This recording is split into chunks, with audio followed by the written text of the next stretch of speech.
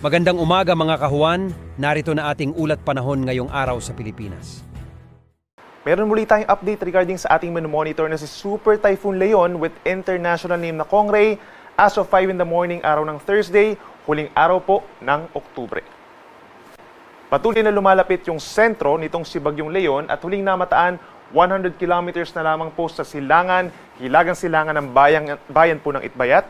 Taglay na ang hangin na 195 kilometers per hour malapit dun sa kanyang mata at may pagbugso na hanggang 240 kilometers per hour. Ito naman ay kumikilos pahilagang kanluran sa bilis na 20 kilometers per hour.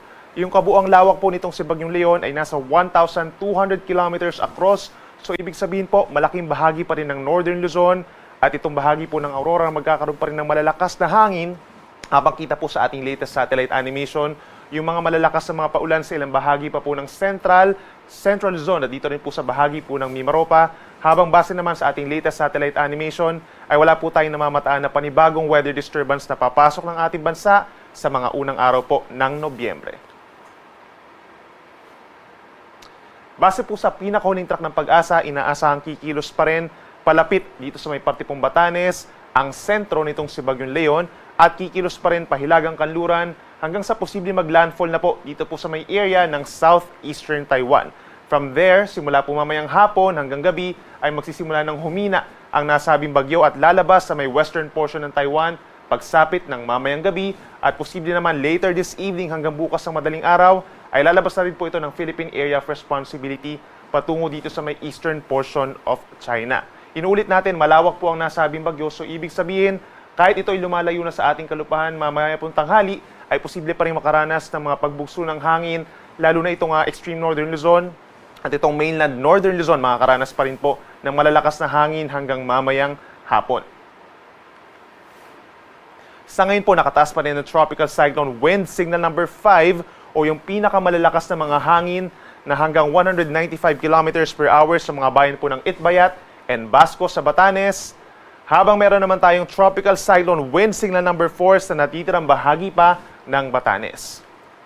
Signal number 3 naman dito sa mga isla ng Babuyan and Calayan, dito po sa Babuyan Group of Islands.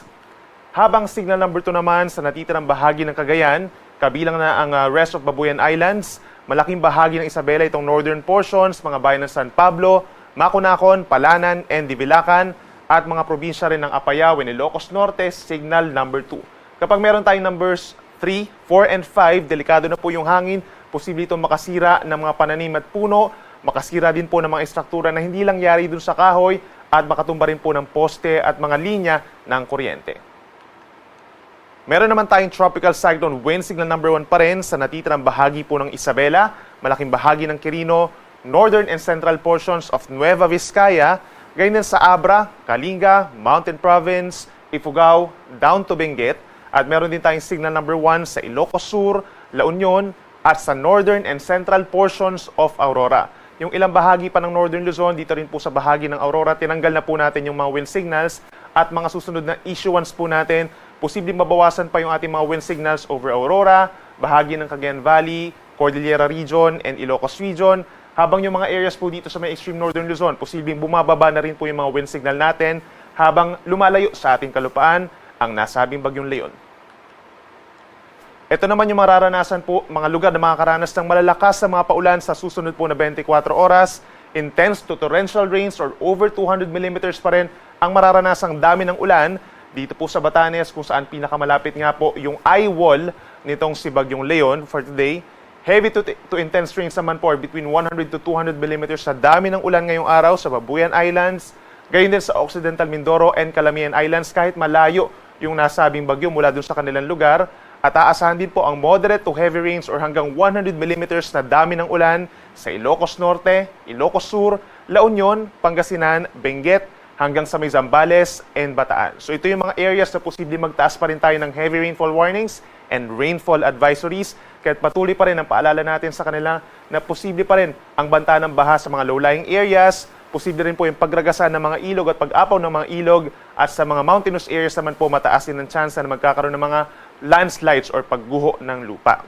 Bukas naman po sa unang araw ng Nobyembre, posible pa rin yung mga paulan sa malaking bahagi ng Luzon, but then yung pinaka magkakaroon ng mga paulan, nasa 50 to 100 millimeters, ay dito po sa may Occidental Mindoro and Calamian Islands, dahil dun sa trough pa rin po o yung outer portion nitong si Bagyong Leon. For today, makakaranas naman ng kalat-kalat na ulan and thunderstorms, lalo na sa hapon hanggang gabi, ang Metro Manila, natitirang bahagi ng Luzon, Western Visayas, and Negros Island region. So kung lalabas po ng bahay, may sure pa rin na meron dalang payong. Para naman po sa mga pagbugso na outer part, doon sa outer part po nitong si Bagyong Leon, meron pa rin tayong mga areas sa malaking bahagi ng bansa na strong to gale force winds or pabugso-bugso mga hangin. Most of Cordillera region for today po yan. Ganyan din sa Aurora, Bataan, Quirino, Nueva Vizcaya, hanggang dito sa Metro Manila, Calabarzon, Mimaropa. Dito sa Bicol region, makakaranas din ng paminsan-minsan pagbugso ng hangin sa Northern Samar at malaking bahagi ng Western Visayas. At habang lumalayo po ang Bagyong Leon at nandun na sa may parting Taiwan, bukas may mga areas pa rin kagaya ng Batanes, Cagayan, and Isabela na bagamat wala ng wind signals by tomorrow, ay meron pa rin mga pagbugso ng hangin na mararanasan. Bukod sa banta po ng hangin at ulan, meron din tayong banta ng matataas na alon sa susunod na 24 oras. In fact, hanggang 14 meters po ang posible doon po sa mga baybayin sa Batanes at higit 3.5 metro naman po ang posible sa mga baybayin ng Ilocos Norte at malaking baybayin ng Cagayan, kabilang na po ang Babuyan Islands. Meron naman tayong hanggang 5 metrong taas ng alon or halos 2 palapag po ng gusaling taas ng alon sa Ilocos Sur, Isabela, and Aurora dahil pa rin sa lawak nitong si Bagyong Leon. At posible naman po pagsapit ng mga unang araw ng Nobyembre, mababawasan na yung pagtaas ng ating mga alon dito sa may northern and eastern seaboards ng ating bansa.